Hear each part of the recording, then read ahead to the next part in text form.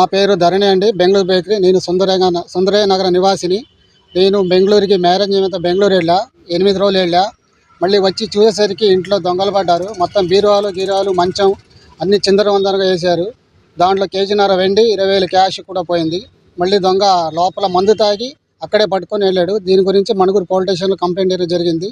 Police వాళ్ళు enquiry చేస్తున్నారు. Like చేయండి, షేర్ చేయండి, సబ్స్క్రైబ్ చేయండి. మరిన్ని వీడియోల కోసం బెల్ సింబల్ పై క్లిక్ చేయండి.